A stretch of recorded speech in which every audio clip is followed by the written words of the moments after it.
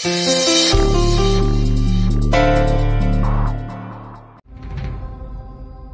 रे, कुठं निघालस? ते बापू झोप येत नव्हती म्हणून. लागेल लागेल, उद्या नर्मदा आणि प्रभाकर दोघांच्या नावानं आंघोळ करू. आज रात्री त्यांची इतिश्री होईल. मग उद्या तुलाही सुखाची झोप लागेल आणि मलाही. पण बापू, इतके टोक गाठायलाच हवे होते का? अहो, आपण त्यांच्याशी संबंध तोडले आहेत ना. मग दृष्टी आड सृष्टी, ते आणि त्यांचे कर्म. आणि आपल्या कर्माचे काय? असली थेर उघड्या डोळ्यांनी जर बघत बसलो असतो तर वर जाऊन पितरांना काय तोंड दाखवले असते. माझे कर्तव्यच आहे त्यांचा गळा घोटणे. आणि तुझ्या नवमतवादी आईमुळेच हा दिवस ओढावलाय. तुझे लग्न झाले तेव्हा तुझ्याही मागे लागली होती ना की वर्षभर पुण्यास राहा आणि राधेश शिकव म्हणून. त्यावेळी तू माझे ऐकलेस आणि राधाला अशिक्षित ठेवलेस म्हणून ती तुझ्या शब्दाबाहेर नाहीये. आणि सुखाचा संसार सुरू आहे तुमचा. ती जर शिकली असती तर तुला शहाणपणा शिकवत बसली असती. स्त्रीला कायम अशिक्षित ठेवावे तरच ती आपल्या धाकात राहते. नाहीतर संसाराचा बट्ट्याबळ झालाच म्हणून समज. असो, आज रात्री एका पापास तिलांजली देण्याचे पुण्य कर्म घडेल आपल्या हातून. नर्मदा आणि प्रभाकर यांच्या मानेवरून आज सुरी फिरणार. खर तर तो क्षण मला याची देही याची डोळा पाहता आला असता तर किती मौज झाली असती.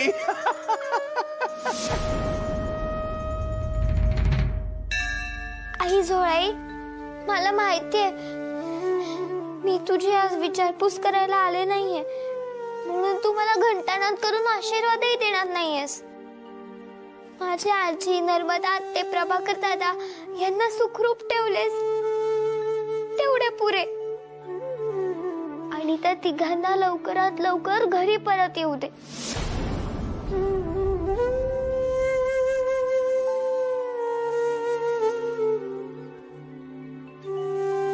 चल मामा, निघूया. निघूया.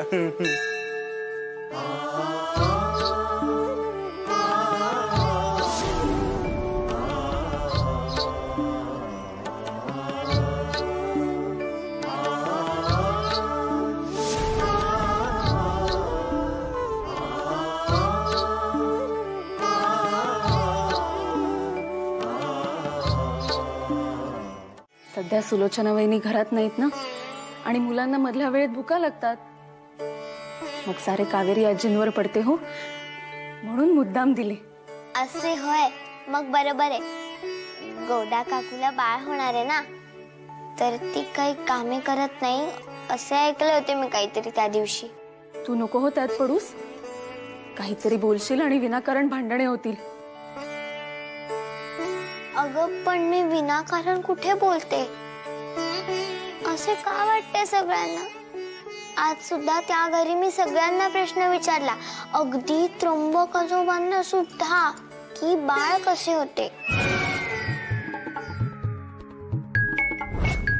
काय प्रश्न पडलाय तुला यशोदे? देव बाप्पा बाळ पोटात कसे घालतो?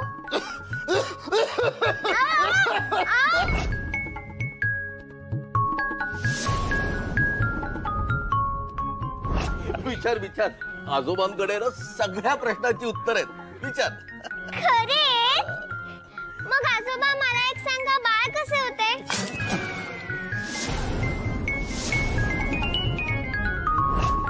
पण कोणी उत्तर देत नाही. पळून तरी जातात किंवा रागे तरी भरतात. अगं बाई, बोललीसच का तू हे?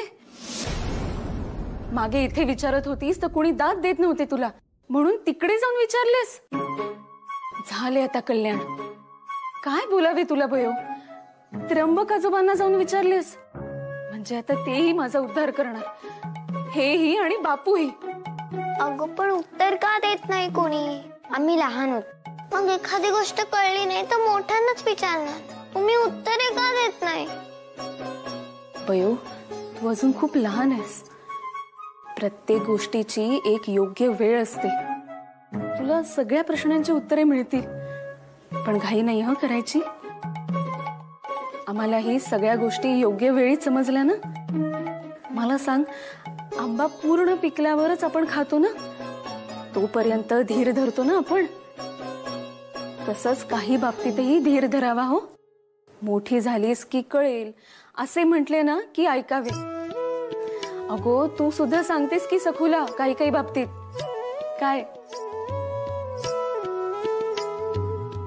हो गाई. तुझ्या या प्रश्न विचारण्याच्या स्वभावाला लोक अगोचरपणा म्हणतात. मला नाही बाई वाटत तसे. पण ज्या प्रश्नांची उत्तरे लहान मुलांना सांगायची नसतात ती नाहीच सांगायची. कळतील गो मोठेपणी. मला झाडाला लटकावायला निघाली, मला झाडाला लटकावायला निघाली आहे.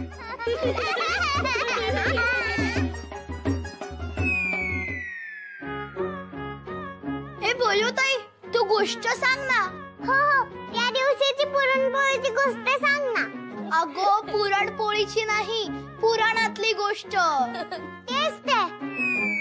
बरं बरं, मी तुम्हाला आज मोठ्या आजीने सांगितलेली चांगदेव आणि ज्ञानोबारायांची गोष्ट सांगते.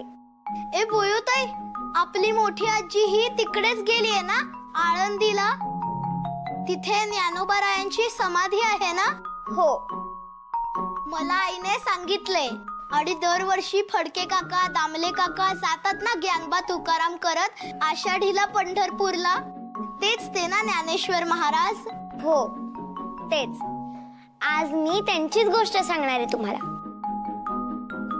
बोला पुंडलिक वरदे हरी विठ्ठल श्री ज्ञानदेव तुकाराम पंढरीनाथ महाराज की जय.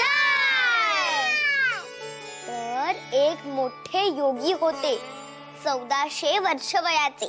काय 1400 वर्ष असं कुठे असते का? मध्ये बोलू नकोस रे. अरे गणू, मला हे नीटसे माहित नाही, पण मोठ्या आजीने सांगितले म्हणजे बरोबरच असणार ना. हो हो, तू सांग पुढे गोष्ट बयोताई. तर योगी चांगदेवांना वाटत होते की तेच सर्वश्रेष्ठ योगी आहेत. मग पण निवृत्ती, ज्ञानदेव, सोपान, मुक्ताबाई या 4 भावंडांची कीर्ती त्यांच्या कानावर गेली. लोक त्यांना सर्वश्रेष्ठ योगी म्हणतात हे चांगदेवांना समजले. त्यांना राग आला. मग त्यांना वाटले कोण आहेत हे ज्ञानेश्वर, एकदा त्यांना भेटून तर पाहू. आपल्या समोर काय टिकाव लागणार आहे त्यांचा. पण भेटण्यापूर्वी पत्र पाठवावे असा त्यांनी विचार केला. मात्र पत्राची सुरुवात कशी करावी हे त्यांना काही सुचेना. कारण नमस्कार लिहावा तर ज्ञानेश्वर त्यांच्यापेक्षा कितीतरी वयाने लहान. आशीर्वाद लिहावा तर ज्ञानेश्वर यांच्या ज्ञानाची कीर्ती सर्वदूर पसरलेली. मग चांगदेवांनी ज्ञानेश्वरांना कोरेच पत्र पाठवले.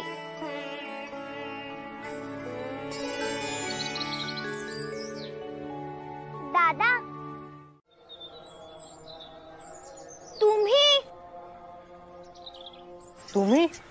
हो, इथे आम्ही मंदिरात दर्शन घ्यायला आलो होतो, इतक्यात तुम्ही दिसलात. पण तुम्ही उदास का आहात?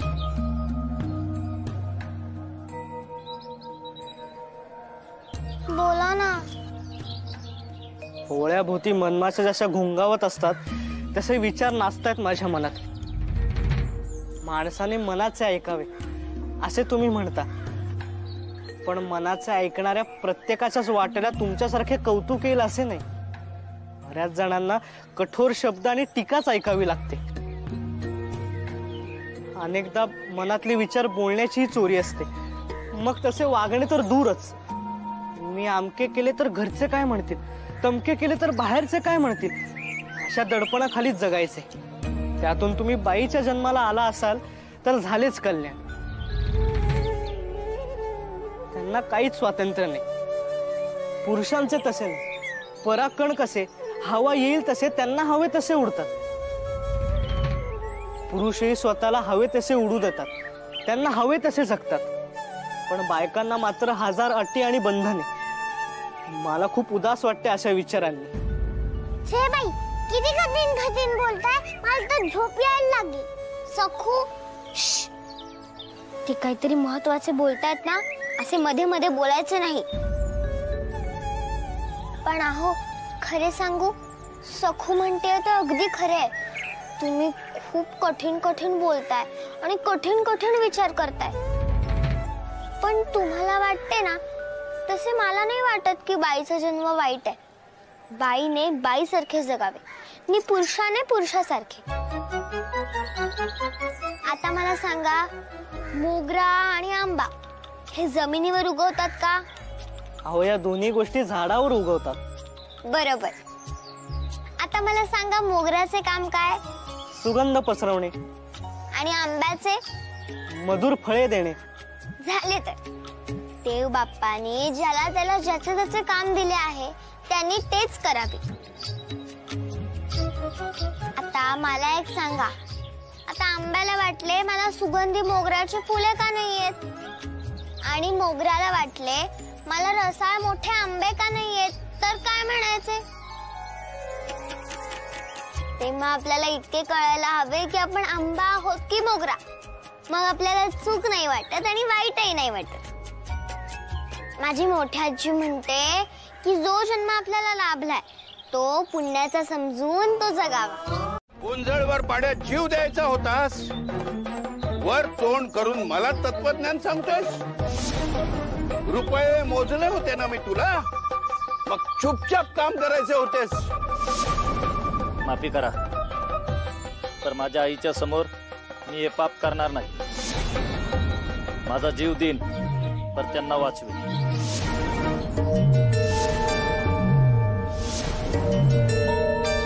हे तुम्ही दिलेले पैकर जसेच्या तसे आहेत, माफ करा.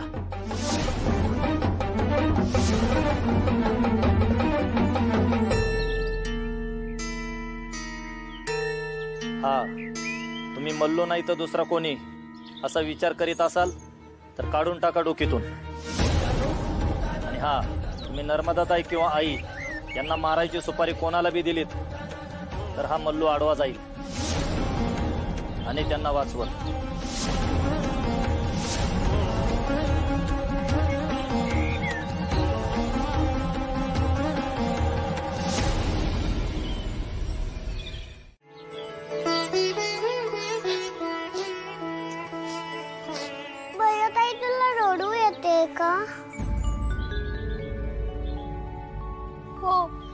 अहो ना, काय होतंय ते कळतंय मला. आईशिवाय नाही राहता येत कोणाला. अगदी कोणाला म्हणजे कोणालाही नाही, आपल्या आईलाही नाही. तिलाही तिच्या आईची आठवण येतेच. सुभद्रा काकू आजीला सुद्धा येतेच तिच्या आईची आठवण. अगदी आपल्या मोठ्या आजीला सुद्धा येते की तिच्या आईची आठवण. असं का होतंय बाई ताई? माहित नाही, पण मला वाटतं आपण आणि आई एकच असतो. म्हणजे वेगळे असतो पण एकच असतो. म्हणजे कसं, भाताच्या पातेल्यातून भात पानावर वाढला म्हणजे पातेल्यातला भात आणि पानातला भात वेगळा होतो, पण खरं म्हणजे तो एकच असतो. तसे आपण आणि आई एकरूप झालेले असतो. मग ती जवळ नसली की येणार ना तिची आठवण. आणि मोठी आजी म्हणते, देव स्वतः जन्म नाही ना घेऊ शकत पृथ्वीवर, म्हणून त्यांनी आईला पाठवले.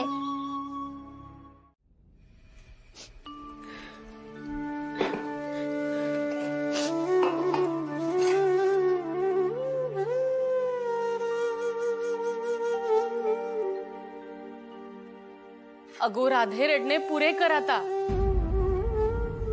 काही चुकीचं नाही बोलला नारायणा.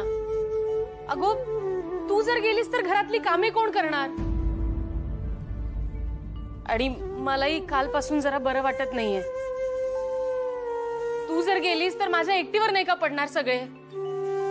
एरवी नसतं वाटतं केलं काकू, पण आईची तब्येत बरी नाहीये असा निरोप आला होता बयोच्या लग्नाच्या वेळी. म्हणूनच तर तिला लग्नाला पण येता आले नाही. माझ्या वाटेकडे डोळे लावून बसली असेल होती. जाऊ दे ना काकू, मला तिला भेटण्यासाठी ना जीव अगदी कसावी झालाय हो माझा.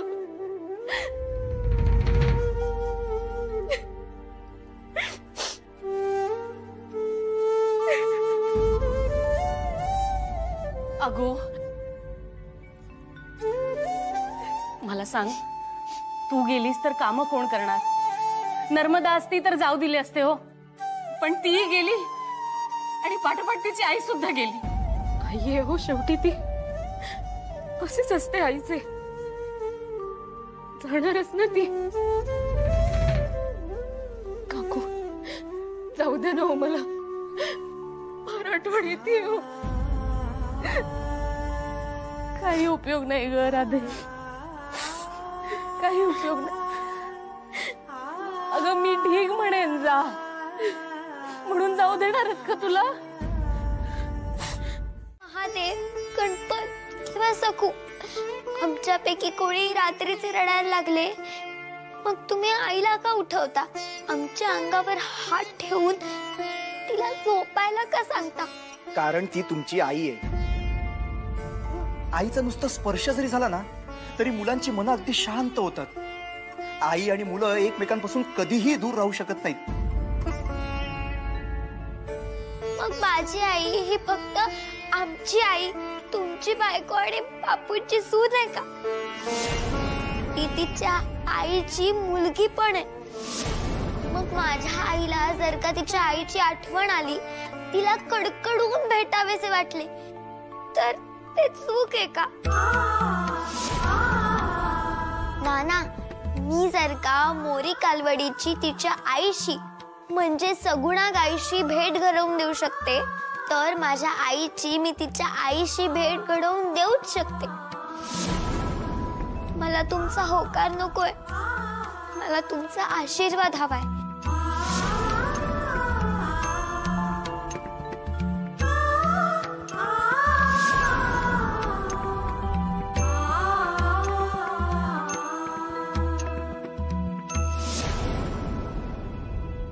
गेल्याची बातमी तर आली नाही ना? मी तुम्हाला स्पष्ट सांगितले होते ना की आई आल्यावर माहेरी जा म्हणून, पण नाही, तुमची आपली रडारड सुरूच आहे. मी आणि बापूंनी तुम्हाला 10 वेळा सांगितले की हा तमाशा बंद करा म्हणून, पण तुम्ही बयोची मदत घेतलीत आणि माझ्यावर दडपण आणलेत. ती एवढीशी पोर मला शिकवित होती, मला बडबडून गेली. नाही हो, मी असे काही सांगितले नाही तिला. आणि ती तुम्हाला येऊन काय बोलली हे सुद्धा माहित नाही मला. पण मला एवढे नक्कीच माहितीये, तुम्ही हे जे बोलताय ते तुमचं मन नाही, बापूंना घाबरून बोलताय. त्यांच्या समोर हतबल झाला तुम्ही.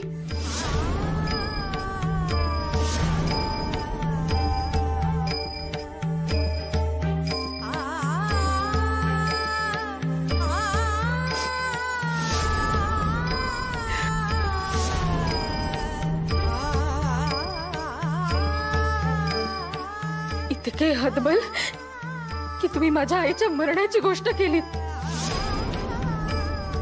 कसे बोलवले हो तुमच्याच्याने? बापूंची री ओढली तुम्ही.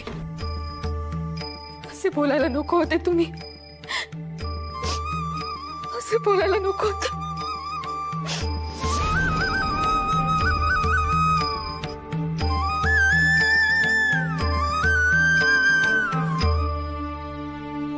आजी, आजी, काय झालं बाळ? काय झालं रडायला उगी उगी? काय झालं? आजी मला मदत कर ग. कसली मदत हवी आहे तुला? आजी, आईला तिच्या आईकडे जायचंय. तिच्या आईची तिला आठवण येते, पण बापू आणि नाना नाही जाऊ देतात तिला. ते म्हणतात तू जर गेलीस तर घरातली कामे कोण करणार? आजी, अगं नर्मदा आत्या आणि आजी नाहीये ना आता. आई बिचारी खूप रडतीये. तिला माझ्याशिवाय कोण ग मदत करणार? आणि मला तुझ्याशिवाय. अहो कराल ना मला मदत? अहो मी नालायक कुचका, मी बिनकामाचा माणूस आहे. मी काय तुम्हाला मदत करणार? उलट तुम्हीच आता मला मदत करायची आयुष्यभर. आओ आओ थांबा ना.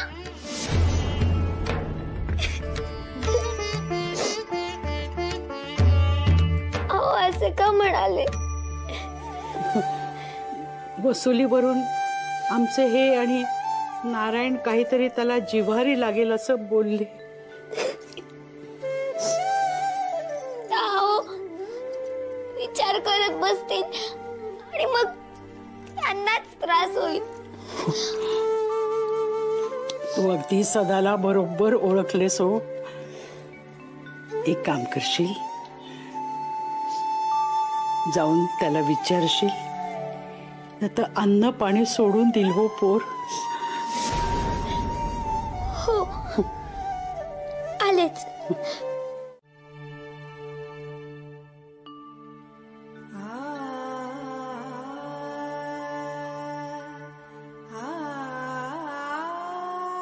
वैद्यबुवा म्हणाले की काळजीचे काही कारण नाही, मानसिक तणावामुळे होते हे सगळे.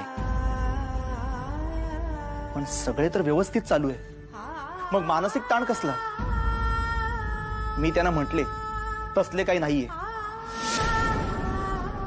आई आणि नर्मदा घरी नसल्यामुळे एकटीवर काम पडते, बरोबर ना? आणि मला सांगा, मी रात्री घरी आल्यावर तुम्ही प्रवासाची तयारी का करून ठेवली होती? आमची नजर चुकवून परस्पर मातोश्रींकडे जायचा बेत होता की काय तुमचा? बयोचेच गुण घ्यायला लागलात तुम्ही. बयोला तर वळण लावता आलेच नाही तुम्हाला. आता तुम्ही सुद्धा तिच्यासारखे वारा पिऊन उधळायचे मनावर घेतले का? नाना नाना मी हात जोडते तुमच्या समोर. तुम्ही आईला काही बोलू नका. सगळी तयारी मी केली होती. मीच तिच्या मागे लागले होते आजीकडे जा म्हणून. पण ती ओरडली मला, म्हणाली नानांच्या शब्दाबाहेर जाणार नाही. काही सारवासारव करू नकोस. तुम्ही माय लेकी एकमेकींना मिळालेले आहात. माझ्या डोळ्यात धूळ फेकून पसार व्हायचा बेत होता तुमचा, मला चांगलंच माहिती आहे.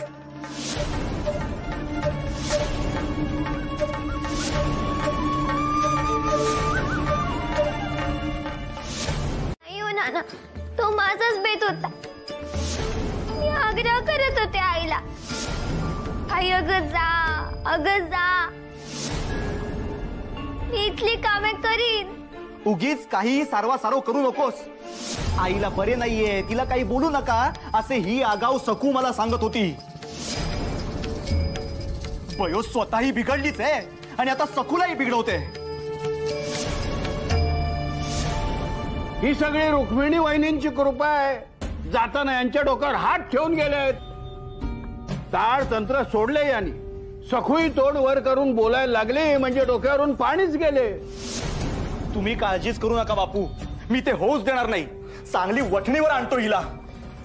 अयो असं काही करू नका.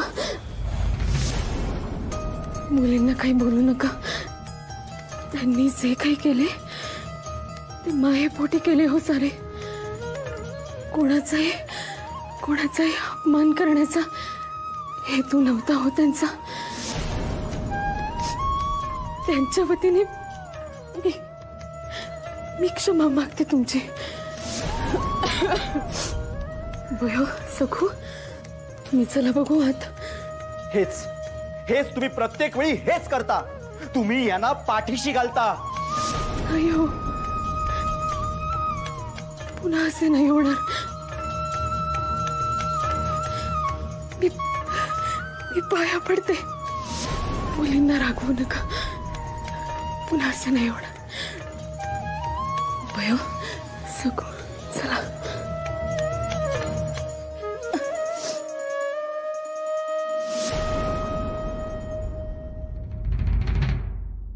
ते काही नाही नारायणा, ही सखोई बयोसारखी एक दिवस हातची जाईल. तू आपट्यांशी बोलून घे, ती मंडळी तयार आहेत. नारायण सानेशी बोलून घे आणि सखूचे लग्न ठरवून टाक. आणि मुख्य म्हणजे लग्न झाल्यानंतर तिला बयोसारखे माहेरी ठेवूच नका, राहू दे आपट्यांकडेच. ताबडतोब पावले उचल, नाहीतर काही खरे नाही हो.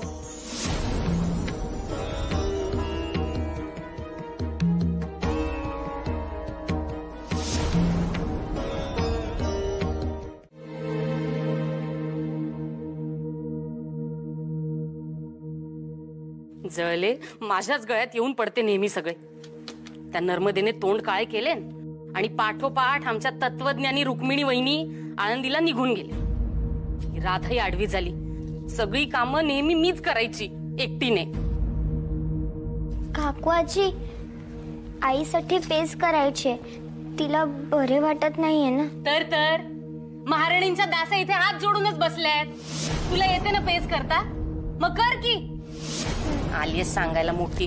तूही तुझ्या आजी सारखीच, कामांपेक्षा तत्वज्ञान आणि उपदेश जास्त. पेस करायची आईला.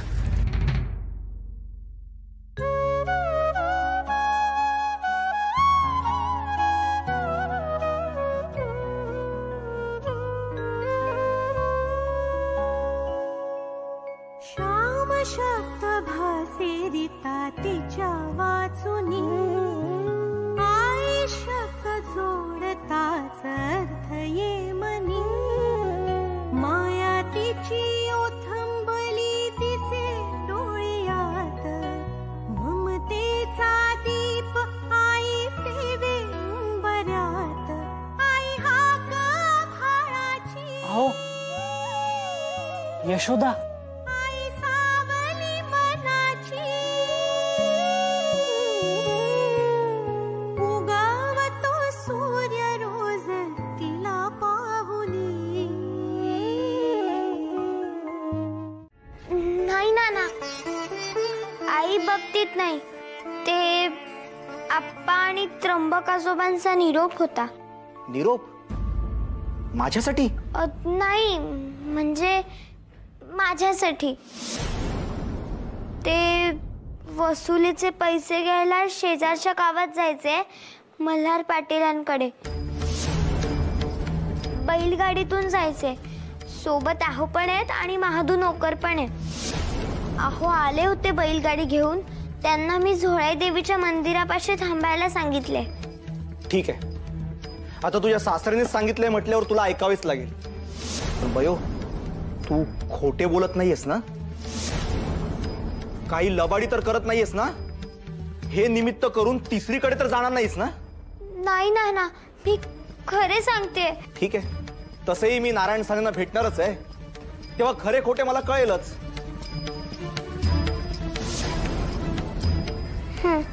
जा.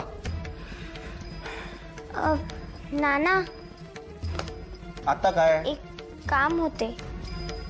काय झाले? ते आईसाठी मी पेज घेऊन आले होते, पण ती आता झोपली. ती उठली की तिला पेज द्याल?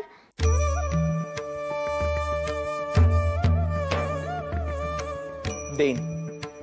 नाना, तुम्ही तिला तुमच्या हाताने भरवाल?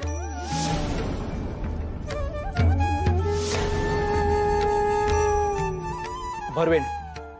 आणि मोठ्या आजीने सांगितले होते, शरीरात उष्णता झाली की तूप लावून काशेच्या वाटीने तळपाय घासून द्यावे. तर तुम्ही आईचे तळपाय घासाल?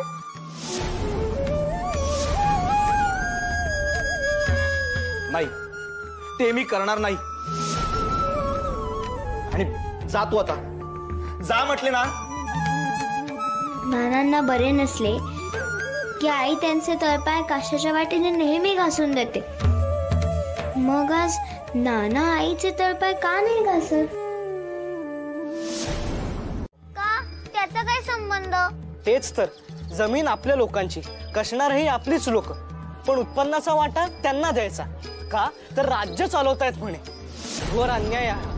पण आपण का ऐकून घेतो? अहो, त्यासाठीच तर नाना उपाय चालू आहेत.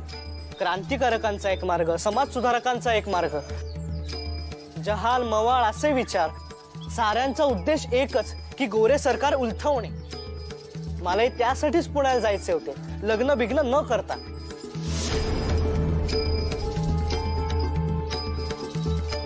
तुमचं अगदी बरोबर आहे, पटलंय मला. मग जायचे का आपण पुण्यास? आता तर आपले लग्नही झाले आहे, आपण दोघेही जाऊ शकतो.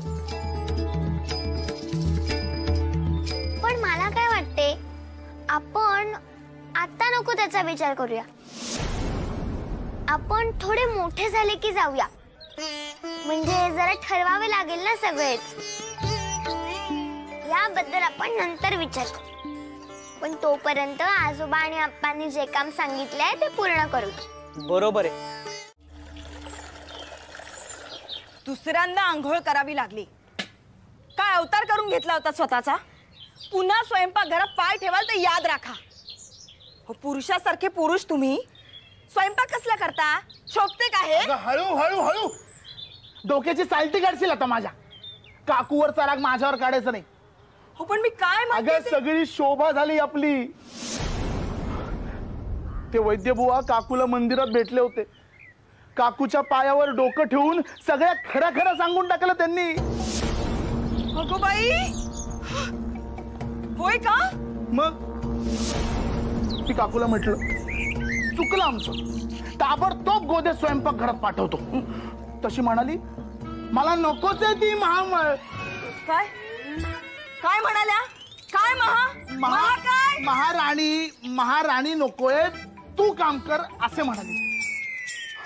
बाई बाई बाई बाई, मोठी चलाक आहे हो म्हातारी. तर काय, मला सोडव ग गोदे काकूच्या तावडीतून. मला नाही जमत काय असं काही. ते बघते मी. तुम्ही आधी त्या वैद्यबुवाकडे जा. आपले नवीन धोतर, उपरणे, चांदीच्या मुठीची काठी सगळे परत घेऊन या. काय काय काय जाणा. जातो. झालं. हे म्हणजे आगीतून फुफट्यातच पडलोय मी आता. ठीक आहे. नमस्कार, मी नारायण परचुरे. बोला, काय काम होते?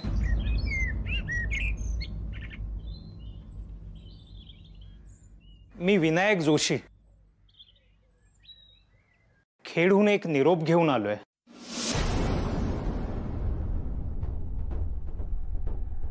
दुःखद बातमी आहे.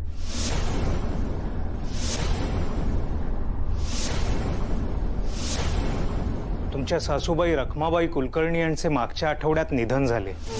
काय?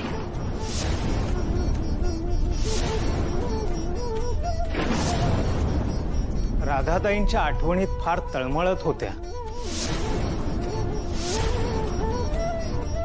गेले 4 मास त्या आजारीच होत्या.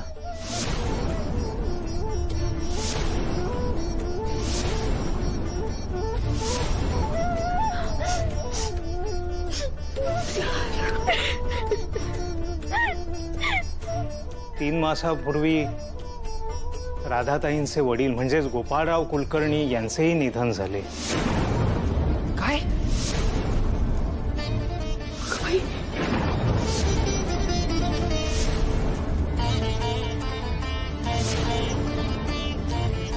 3 मासापूर्वी मी देवीच्या दर्शनाला आलो होतो तेव्हा शंकरराव परचुरे यांना हा निरोप दिला होता.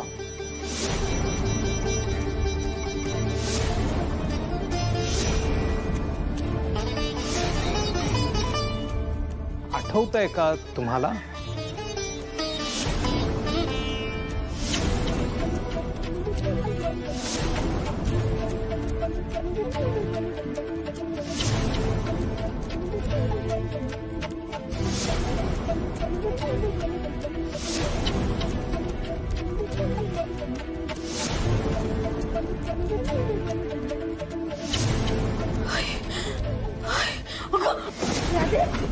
नारायणा! राधा! राधे! राधा! राधे! राधे डोळे उघड. मी पाणी पाणी आणते. ओ राधे! राधे डोळे उघड. राधे!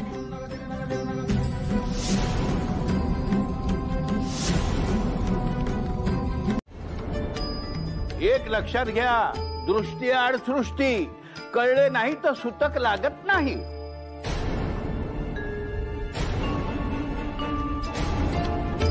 हिच्याच मुलीच्या कार्यात बाधा नको म्हणून नाही सांगितले. उगाच मला दोष देऊ नका आणि यावरून मला चर्चा नकोय आता.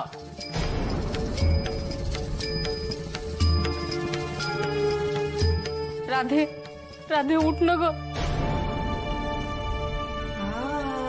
काळजी नको करू, आम्ही आहोत तुझ्या सोबत. राधे, राधे,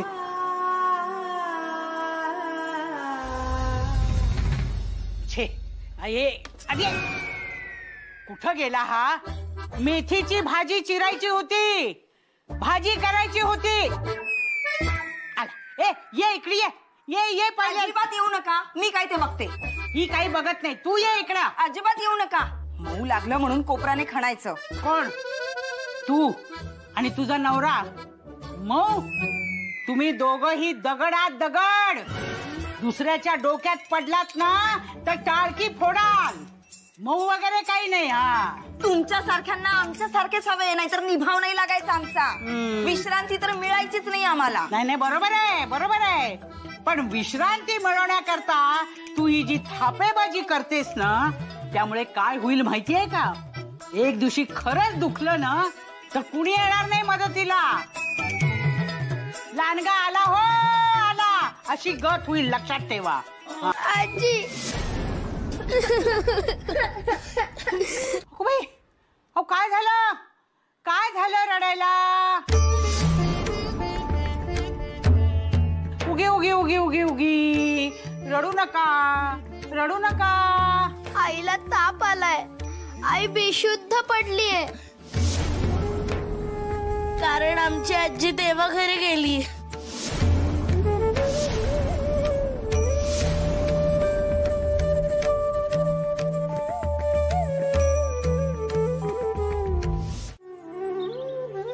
मलाही अवघडल्यासारखे झाले होते खरोखरच. आप्पा आणि आजोबांच्या भीतीने मी जप्तीची गोष्ट केली, पण भयंकर वाटत होते मनात.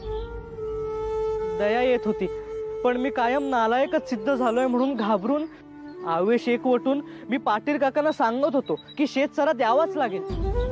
यावेळी ठरवले होते मी की दुसरा कसलाही विचार करायचा नाही.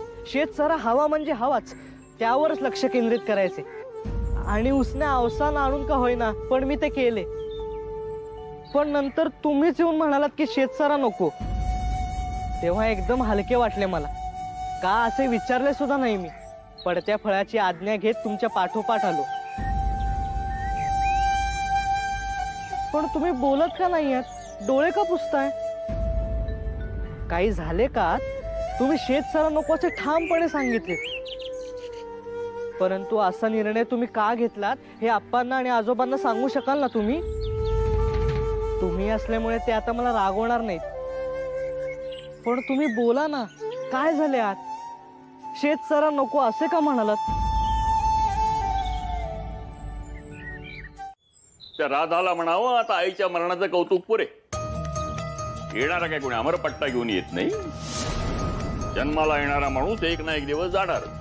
हो हो, पण शेवटची भेटी घडू दिली नाही तिच्या आईशी. हातापाया पडून सांगत होती पण तिला जाऊ दिलं नाही.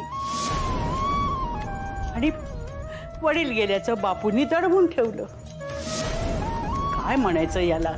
पण मला सांगा, जीवाला लागणार नाही का माणसाच्या? हा, नाही कोण म्हणतं. वडील गेल्याचं बापूंनी त्यांना सांगायला हवं होतं आणि आईच्या आजारपणात त्यांना भेटूही द्यायला हवं होतं.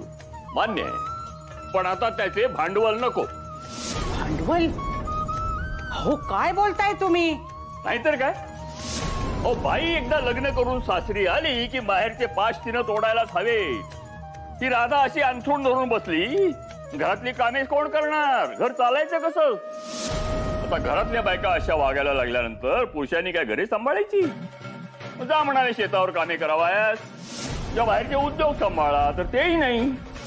अहो पुरुषांनी बाहेरचे कामे बघायची आणि बाईनं घर सांभाळायचं. आणि निसर्ग. तुम्ही राजेला समजवा, आता कामाला लाग, झोपून राहू नकोस. आई वडिलांच्या आठवणीनं अश्रू ढाळणे बंद कर. त्या सुभद्रेला एकटीला नाही झेपायचे. आता तुम्ही का हंबरडा फोडताय? आम्ही जिवंत आहोत अजून. चुकलेस हो माझे. आता जाते, राधेचा कान धरते. आई वडील गेल्याचं दुःख करते म्हणजे काय? बघतेस तिच्याकडे.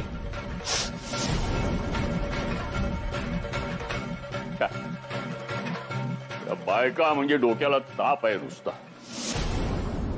असो नारायणा, आता त्या सदाला ओरडून काही उपयोग नाही. फार कोडगा झालाय तो. तो परिस्थितीचा विचार करून त्याला यशोदेच्या दावणीलाच बांधायला हवा. जी काही कामे आहेत ती यशोदेला सांगायची. बरोबर करून घेईल त्याच्याकडून. पोर लहान आहे पण समज मोठ्यांची आहे. आणि आपला सदा त्या यशोदेच्या नखाजवळही नाही.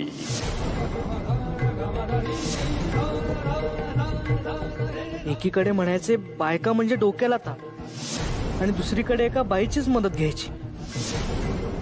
एक काय ते ठरवा. यांचा वीट आलाय मला. इतका कुचकामी असेल मी तर राहू तरी कशाला इथे. राधे, चल उठ बाई, उठ उठ आणि माझ्या नवऱ्याला गिळायला घाल. तुझ्या जीवापेक्षा त्याच्या जिभेचे चोचले महत्वाचे. चल उठ.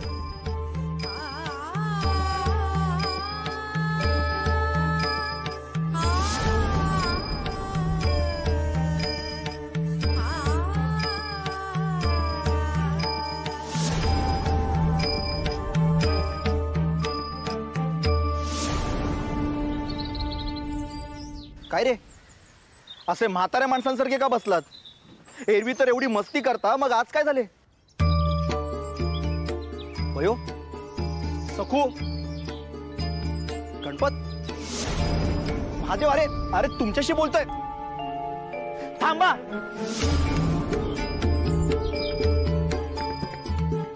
काय चाललंय? हा, एक मेंढरू खड्ड्यात उडी मारते म्हटल्यावर चालली सगळी मेंढरं तिच्या मागे. अति झाले तुमचे. लहान आहात तर लहान मुलांसारखेच वागा.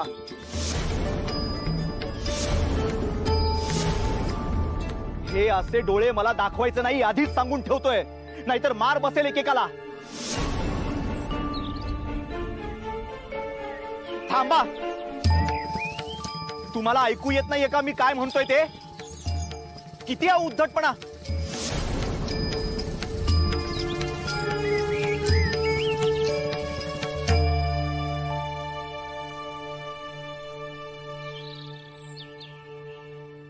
चल सखू. थांब. ही हिम्मत.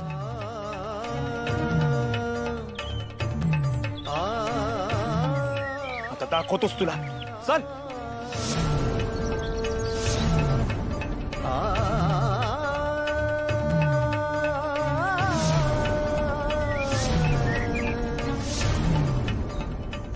तुला चांगलीच अद्दल घडवतो.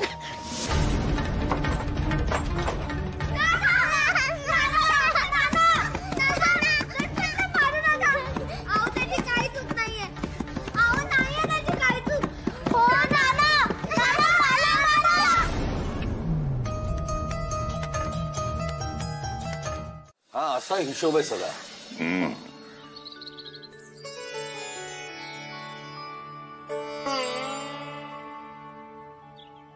कशी आहे आईची तब्येत? बरी आहे. बोल, काय सांगायला आली होतीस? ते मी तुम्हाला सांगितल्याप्रमाणे आहोंबरोबर सोनपूरला गेले होते पाटील काकांकडे वसुलीसाठी. अरे हो, तिकडे काय झालं ते समजलंच नाही आणि सदाही काही बोलला नाही. जणू काही गेलाच नव्हता तिकडे. किंवा गाढव जाताना मेंदू घेऊन गेला नसेल. तुम्ही आहोंना वाईट साईड बोलणार असाल तर मी नाही बोलणार तुमच्याशी. येते मी. थांब यशोदे. नारायण काही वाकडे बोलणार नाही. अहो पण सांगितले ना तुला. बोल. आजोबा, मला जे समजले त्यावरून मी बोलते. काही चुकले तर क्षमा करा. नमनाला घडावर तेल नकोय. नारायणा, आपण शेतसारा घेतो शेतकऱ्यांकडून, तर मागे तुम्ही समजावले होते की त्या पैशातून सरकारकडून गावातल्या लोकांना सगळ्या सुविधा मिळाव्या. पण आजोबा, तसे त्या गावात काहीच नाहीये. सगळ्या विहिरी सुकलेल्या. एक बारीक नदी आहे, पण ती गाळाने भरलेली. आपल्याकडे कसे चर खळून पाट काढलेले आहेत, तिथे तसे नाहीये. सगळे रखरखीत. मी स्वतः पाटील काकूंबरोबर गाव बघून आले. आजोबा, आपल्या गावात सगळी शेती हिरवीगार आहे. प्यायला भरपूर पाणी आहे. आणि आपल्या शेजारच्याच गावात ते नाही. असे का? असे असल्यावर ते शेतसारा कुठून देणार? तरी माणसे प्रामाणिक आहेत. सुख नसतानाही मुकाट्याने जप्तीला तयार आहेत. आहोंनी जप्तीचा अर्थ सांगितला मला. आजोबा, बापू आजोबा जेव्हा मला घरातून बाहेर काढायला निघाले होते, तेव्हा तुम्हीच त्यांची समजूत काढली होतीत ना? मग आता आपणच पाटील काकांना घराबाहेर काढणार का?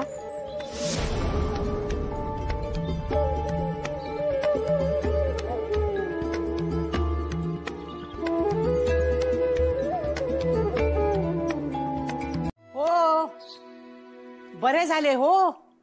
मीही आहेस की, आणि सुलोचना सुद्धा येईल. सर्व काही ठीक होईल, काही काळजी करू नका. उमे, आता आपण नुसते शेजारी नाही, नात्याचाही हक्क आहेस की. मी करते की सगळे. काही दिवस घेऊ सांभाळून, पुढचं पुढं बघू काय होईल ते. उमे, मुगाची डाळ भिजत घाल हो, आणि शिराळी काढून आण वेलीवरची. छानपैकी शिराळ्याची भाजी करू आणि शिरांची कुरकुरीत चटणी करू. हो. बदाम घाल भिजत, आणि दूध ठेव चुलीवर. चांगले आटू दे रव्याच्या खिरीसाठी. आणि हो, भोपळा घेऊन ये बरं. चांगला चीर आणि उकडत लाव भरतासाठी. दही आहे ना घरात? हो आहे ना फडतात. ताक सुद्धा करायचे आहे. हो हो. मी सांगितलेली आधीची सर्व तयारी करा. तिला काही प्रश्न पडतात आणि आपल्या परीनं ती त्याची उत्तरं शोधते. आणि तिला जे चुकीचे वाटते त्याविषयी ती बोलत राहते. नारायणा, स्त्रीचे हे रूप मी पहिल्यांदाच पाहतोय रे. ही इतक्या लहान वयात पोरगी धाडसी आहे. आपल्या आजीच्या आणि आजोबाच्या एक पाऊल पुढे. तिच्या मनात कणव आहे, दया आहे, जबाबदारी आहे. या तिन्हीचा संगम एका ठिकाणी सहजासहजी आढळत नाही रे नारायणा. आपण तिच्या पाठीशी उभे राहायला हवे. आता तिच्या वयामुळे तिचे हे शहाणपणाचे वागणे शहाजोगपणाचे वाटते हे खरे. ते ठीक आहे, पण तरी बघ, सुदैवानं तुझी बायको आणि माझी बायको दोघीही सुज्ञ आहेत. तेव्हा यशोदेला तिची मर्यादा दाखवण्याचं काम घरातल्या बायकाच करतील. आणि यशोदा जर हा समतोल सांभाळू शकली तर तिच्या हातून उत्तम कार्य घडेल नक्की. अरे, आदर्श कन्या, आदर्श पत्नी, आदर्श माता दिसते मला तिच्यात. आणि ही चमक साधी नव्हे रे नारायणा. परमेश्वराने काही योजून धाडले तिला या जगात, या घरात. अरे, आई झोळाईचे रूप दिसते मला तिच्यात. करारी तरी वात्सल्याने ओतप्रोत भरलेले. सांगायला माझ्याकडे शब्दच नाहीत. आई बाप ते आई बापच. त्यांची जागा कुणीच घेऊ शकत नाही.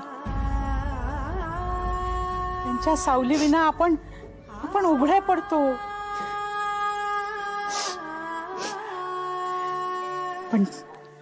पण तुझ्या पदरात मुलं आहेत. त्यांच्याकरता तुला उभं राहिलं पाहिजे. तू जर अशा आजारी पडलीस तर त्यांचे हाल होतील ना. हो ना. हे बघ, त्यांच्यासाठी तरी तुला धीरानं उभं राहिलं पाहिजे. समजलं? उभी राहा, धीर धर, घाबरू नकोस. मी आहे ना तुझ्या पाठीशी. रडायचं नाही. उभारी घे, उभारी घे.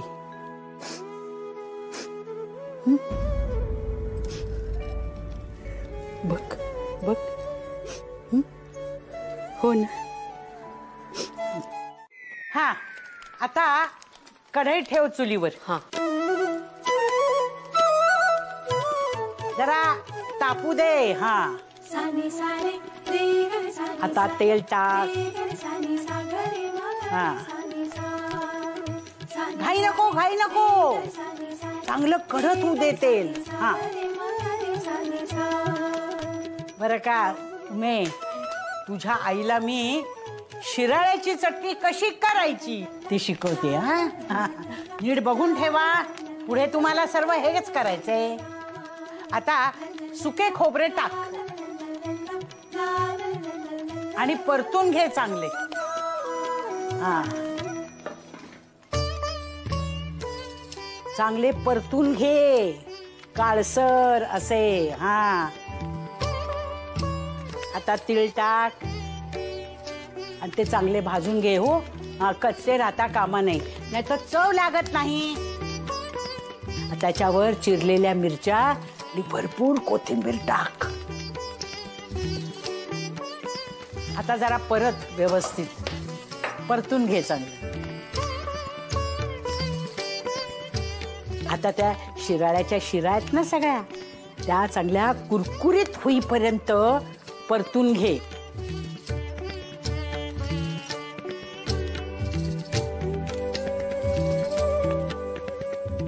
आता चवीपुरते मीठ टाक.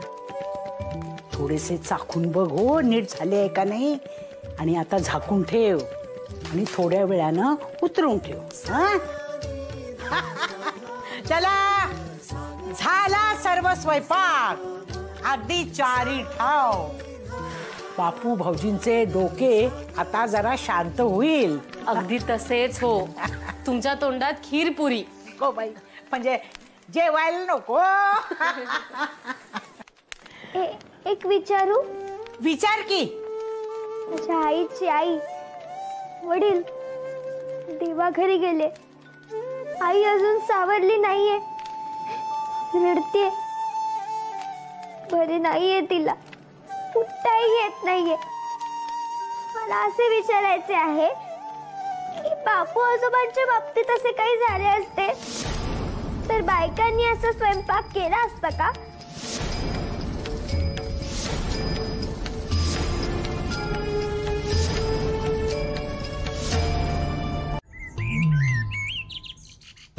गोविंदरावांनी बाबू आणि नानूसाठी स्थळ आणले होते.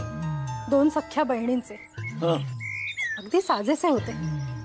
मला तर फार आवडलेले. अरे वा, हे तर उत्तमच झाले. पण मग बापूने काय पराक्रम केला? काय बोलू अहो. पटवर्धनांच्या सुशीलेशी लग्न लावा असे म्हणाला. काय? डोकं ठिकाणावर आहे का त्याचं? येऊ दे त्याला, चांगला फटकावतो. डोक्यात येतात कुठून म्हणतो मी असले विदुरवाटे विचार. मी सुद्धा लगावली त्यास. फार बडबडले. त्यावरून रागवला होता माझ्यावर. पण मग नंतर यायला तयार झाला. बैलगाडीतही बसला होता. पण तेव्हा त्यास बजावले. पालगडला गेल्यावर हा विषय काढलास तर याद राख असे म्हटले त्यास. झाले. त्यावरून रागवला आणि तुझ्या बरोबर येत नाही असे म्हणाला. मावशीकडेच राहतो असे म्हणून उतरून निघून गेला बैलगाडीतून. ठीक आहे, येऊ दे त्याला, मी बघतो. तू आधी आवर आणि राधा वहिनींना जरा भेटून ये. बापू खूपच विचित्र वागलेत त्यांच्या बाबतीत. जरा धीर दे त्यांना. पण आधी जाऊन माझ्या बाळाला भेटते. तर जमल्यास पाळण्यात निझव, पाळण्याची दोरी ओढ, अंगाई गा. असू दे, तुमच्या शिक्षेचे तर माझ्या मायेचे दोन्हीचे तोल साधतोय ना, मग झाले तर. बर हो बाळाची आई. बर आलेच. धन्य आहे.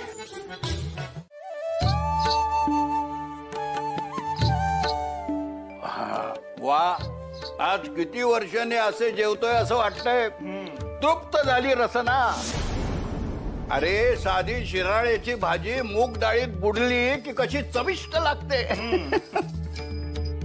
वर खोबऱ्याची पेरणी. वा वा वा.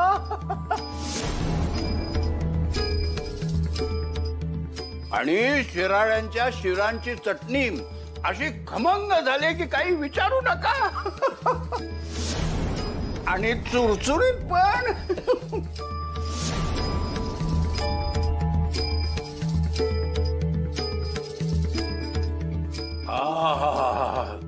रव्याची खीर ही खीर नव्हेच, बासुंदीच ती.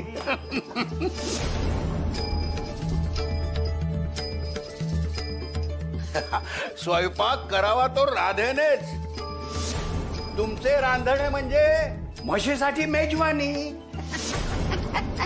राधेच्या अंगात नाहीये त्राण. ती कसली करते स्वयंपाक? कावेरी काकूंनी केलाय. उमा पण होती मदतीला. तुम्ही सोडून कोणीही स्वयंपाक करू शकतो.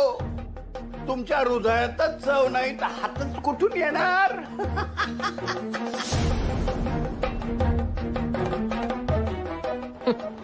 हृदयाच्या गोष्टी करतायत. माझ्या हृदयाला चूड लावून कधीच त्याचा कोळसा केलाय तुम्ही. पण नारायणा, राधाला आता जबरदस्ती करून उठव. रोज काही कावेरी वहिनी इथं स्वयंपाक करायला येणार नाहीत. होय बापू. वा वा वा.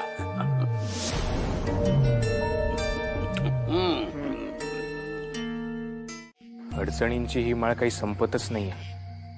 मलाच समजत नाहीये काय करावे ते. जोगांनी माझ्या आईला मदत केल्यापासून मला काही निर्णय घेता येत नाही. आपण इथेच राहिलो आहोत, इकडचे प्रश्न सोडवत. आणि आता तुझ्या माहेरचे. बयो बयो, अगं तू इथे काय करतेस? आणि या वेळेला सगळे नीट आहे ना? आणि एकटीच आलीस का? नाही, जनार्दन मामाही आलाय, त्याच्यासोबतच आले मी. मला बाळकृष्ण दादाशी बोलायचे होते. बोल. दादा, मी सोनपूरला गेले होते, मल्हारराव पाटीलांकडे वसुलीला.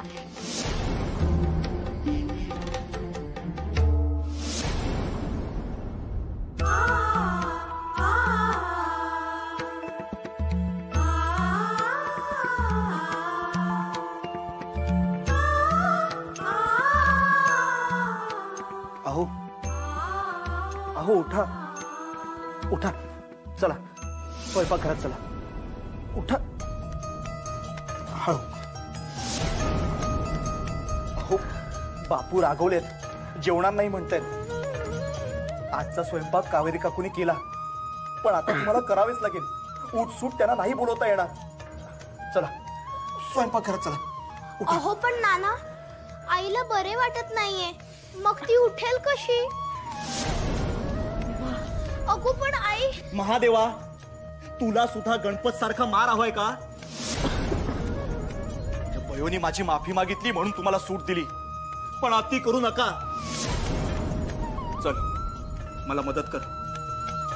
आपण आईला स्वयंपाकघरात घेऊन जाऊ. ती करेल हळूहळू. तिथे गेल्यावर तिलाही बरे वाटेल. चल.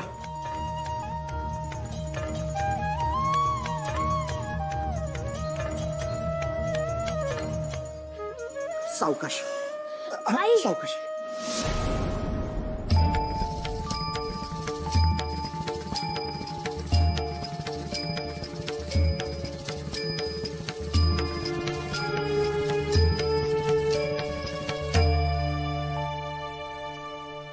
कळले मला सोनपूरची परिस्थिती काय आहे ते, पण मी काय करू? तू मला का सांगतेस? दादा, तुला देश सेवा करायची असे तू सांगतोस ना? तू रागावू नको, पण कितीतरी दिवस मी बघते तू इथे स्वयंपाक करायचे काम करत बसलायस. मला माहितीये तू हे सगळे उमा आतेसाठी करतोयस, पण माझ्या मोठ्या आजीने सांगितलेली एक गोष्ट आठवली मला. कोणती? आपण आपले ध्येय कधी चुकवता कामा नये. आई, आई तू काही करू नकोस. काही म्हणजे काहीच नको करूस. तू फक्त मला सांग, मी करते. अगो कशाला भयो, मी करते. आई अगं थांब, तू इथे बसून राहा बघू. आई, आणि तुला असं वाटत असेल की मला त्रास होईल, तर तसं नाहीये ग. मलाही शिकायचंच आहे, सखूलाही शिकायचंय. तू फक्त सांग आम्हाला. राहू दे तुम्ही, मी करते बघू. आई अगं आई आई आई सखू पाणी आण. आई आई आई काय झालंय? मला बरे वाटते, मी करते. अगं आई नको ना. आई पाणी पी, घे पाणी पी.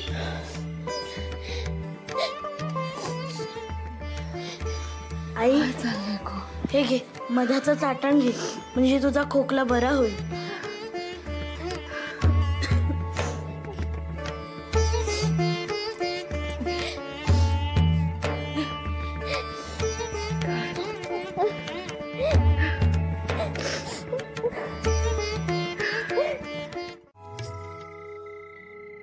आई, तुला काहीतरी सांगायचे आहे. बोल ना. यशोदेने त्र्यंबक आजोबांना सोनपूर गावाची अवस्था सांगितली आणि विचारले की आपण शेतसारा घेतो, मग त्या गावाला मदत करायला नको. आले हो, सारे रामायण कानावर आले माझ्या. सोनपूरवाल्यांना पाण्याचे नियोजन शिकवायचे असे त्र्यंबक आजोबांच्या मनाने घेतले आहे. त्यामुळे मलाही काम करण्याची संधी मिळेल. आई, तो माझा मित्र नाही का जो आजोबांकडे स्वयंपाक करतो? हा, त्यास ज्ञान आहे या सगळ्या गोष्टींचे. हो होय, आम्ही दोघंही त्या गावात जाऊन काम करणार आहोत. म्हणजे त्या गावात पाऊस पडतो, पण तिथल्या लोकांना पाण्याचं नियोजन करता येत नाही. खरे सांगू का, यात तुझे वडील आणि यशोदेचे बापू आजोबा हे दोघे फार हुशार आहेत. पण मामनजींचे आणि तुझ्या वडिलांचे काहीतरी बिनसले आहे. तेव्हा मला अगदी सांगून गेले तो, सोनपूर गावास मुळीच मदत करणार नाही. अरे देवा, मग काय, आता शंकर बापूंची मदत घ्यावी लागेल तुम्हाला. छे छे, हे म्हणजे आपणच वाघाच्या जबड्यात हात घालण्यासारखे आहे. ते कोण करणार? आहे खरे, पण यशोदेच सांग, ती नक्की काहीतरी शक्कल लढवेल.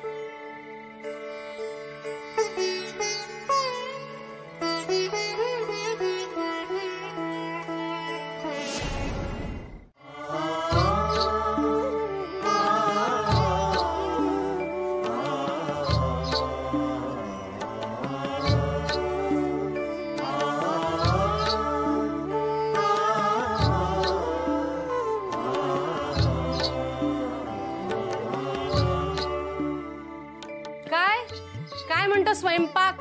आज काही तक्रारी नाहीत का? शेवटी राधेने केलाय म्हणे.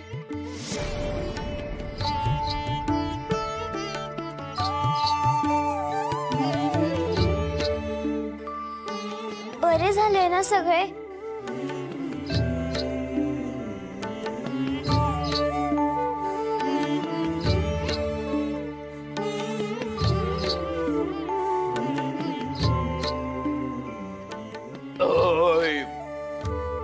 मध्ये मध्ये कशाला तोंड चालवत होतात? सुखाने जेवतोय ते पाहत नव्हते का?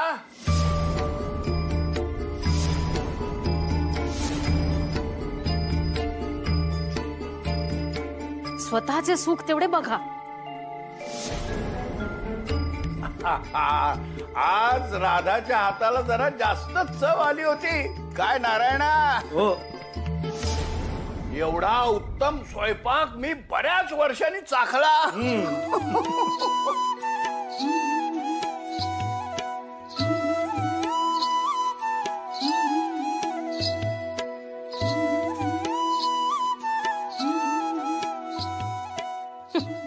बऱ्याच वर्षांनी म्हणे. प्रत्येक गोष्टीत अतिरेक.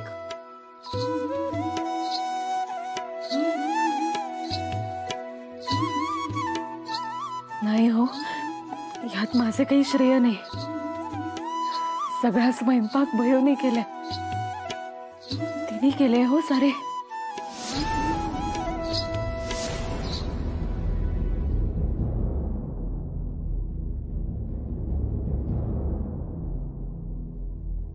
मी फक्त सांगत होते. वा वा वा, एरवी नाना उपद्व्याप करते ही बयो, पण स्वयंपाकाचे काही मनावर घेत नव्हती हो. पण आज घेतले.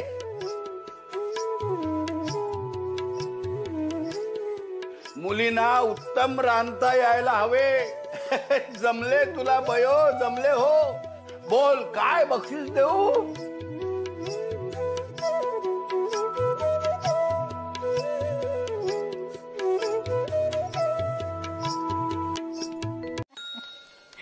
चंद्र चवथीचा रामाच्या ग बागेमध्ये, चाफा नवतीचा. आज चतुर्थी ना ग? अगो बाई हो. हा, वाटलेच मला. रामाच्या ग बागेमध्ये, चाफा नवतीचा, चंद्र चवथीचा, रामाच्या ग बागेमध्ये.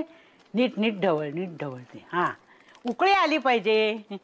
चाफा नवतीचा, चंद्र चवतीचा.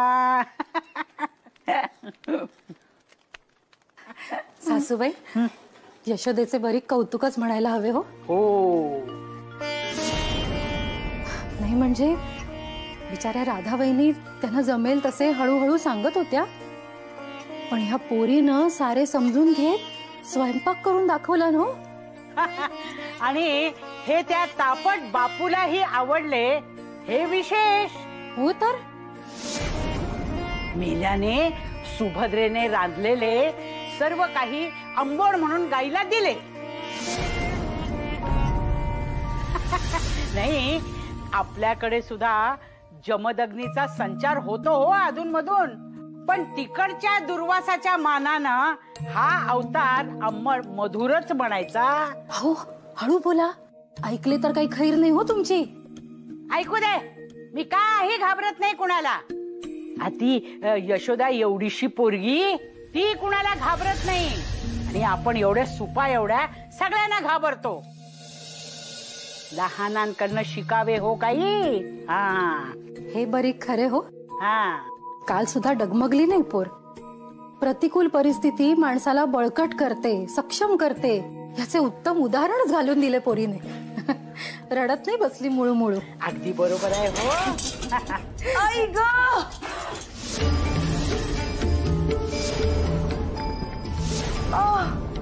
गोद्या गो, काय झाले? आई ग, झाले. आपण यशोदेचे कौतुक केले ना, हिच्या पोटात दुखायला लागले. अगो खरेच बरे नाहीये का? वातुळ काही खाल्लेस का? तुझ्यासाठी ओवा आणि खोबऱ्याचा तुकडा आणते. थांब. काही नको बस. काही होत नाही तिला. ती नाटक करते. हे आजचे का आहे, हे नेहमीच आहे. तू तुझे काम सुरू ठेव, लक्ष देऊ नको. फोडणीला घाल तिकडे. हा, आई, अहो खरंच दुखते.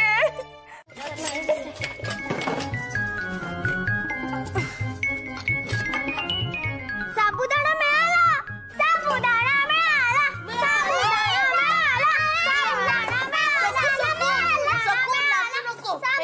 ताप घुसळतो. गणपत, चुलीत लाकडं ठेव बघू. हो हो.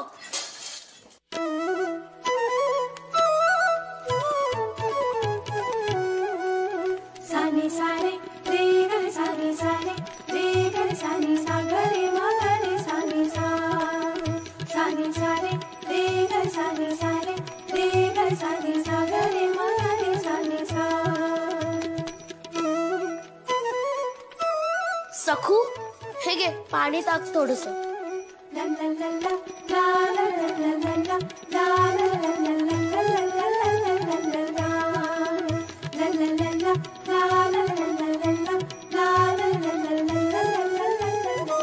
अगं बळताई हे काय करतेस? काय म्हणजे काय? साबुदाणा खिचडी. अशी येते मला. काल बापूंनी मला शाबासकी दिली उत्तम स्वयंपाक केला म्हणून. तू उगाच दात काढू नकोस. ते आईने तुला बारीक सारी गोष्टी सांगितल्या होत्या ना म्हणून. ऐक माझं, अशी खिचडी नाही करत, मी पाहिलंय. गप्प बस. आगाऊपणा करू नकोस. मी हुशार आहे. बघ आता कशी सुंदर खिचडी करते साबुदाण्याची. अगो अगो असे नाही बळताई, साबुदाणा आधी भिजवायला लागतो. तुला गप्प बस म्हंटले ना, मला शिकवू नकोस.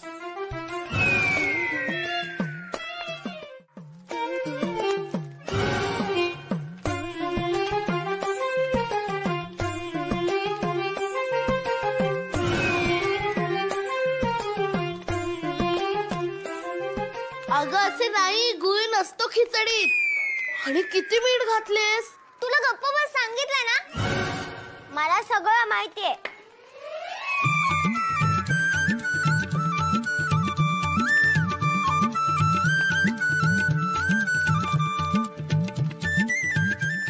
अगं कधी होणार खिचडी?